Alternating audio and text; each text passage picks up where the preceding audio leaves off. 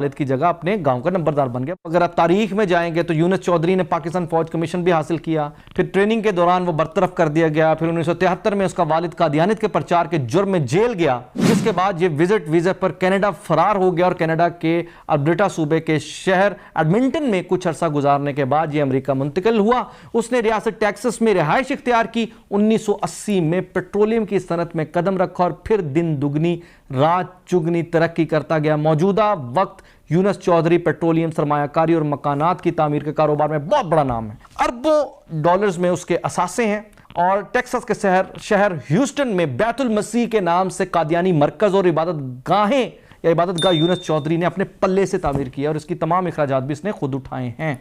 America में कायम दीगर 5 बड़े कादियानी मराकिज के अखराजात का जिम्मा भी उसने अपने जिम्मे ले रखा है। ये खबरें आज मैं आपको जो खबर दे रहा हूँ, आज जो मैं बताऊंगा, ये सोशल मीडिया पे भी चल रही थी, लेकिन पीपल्स पार्टी ने कहा जी ये तो ऐसी मिस इन्फॉर्मेशन है, कोई बात नहीं। लेकिन आज मैं आपको ये बताने लगा हूँ कि जो 27 नवंबर को भुट्टो साहब, जुल्फ़िकार अली भुट्टो साहब जो कि कादियानियों को काफिर करार देने वाले हैं, उनकी नवासी की शादी कादियानियों में कैसे हो रही है। सबसे पहले तो मैं आपके सामने ये जिक्र करता हूँ, पीपल्स पार्टी ने इस सारी बात पर जो रिएक्शन दिया वो बड़ा इंटरेस्टिंग है। इस रिएक्शन पे ऐसा ही है कि एक बंदा आपको सवाल गंदुम जवाब चना। अब इसमें जनाब ये सारी बातें आपने सुनी, इसमें पीपल्स पार्टी ने कहा this is to clarify all the misinformation being shared on social media and electronic media, कि जितनी भी मिस इन्फॉर्मेशन चल रही है सोशल मीडिया और इलेक्ट्रॉनिक मीडिया पे, ये आज हम क्लेरिफाई करने जा रहे हैं इस पे। ये आपको भी फुल स्क्रीन भी हम साथ साथ चलाएंगे जनाब। अच्छा, Bakhtawar Bhutto Zardari, daughter of Shaheed Benazir Bhutto and Asif Ali Zardari will be engage to Mahmood Chaudhry on November 27, 2020. Mahmood Chaudhry is the son of Mohammad Yunus and Begum Suraiya Chaudhry who hail from the old town of Lahore, Pakistan. उन्होंने कहा जनाब ये इनके दरमियान आपस में शादी हो रही है जो कि लाहौर, पुराने लाहौर से उनका ताल्लुक है।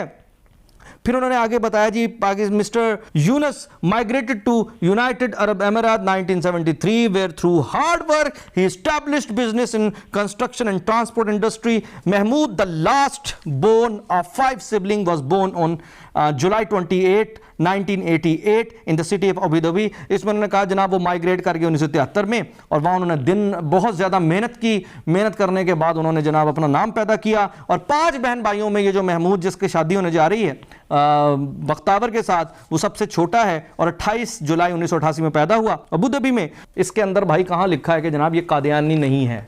बात हो रही है कि जनाब आपका जिस ख़ानदान में आपने रिश्ता किया है आसिफ जरदारी साहब, आपने अपनी बेटी का, और बिलावल भुट्टो जरदारी साहब, बिलावल जरदारी साहब आपने अपनी बहन का, वो कादियानी ख़ानदान है।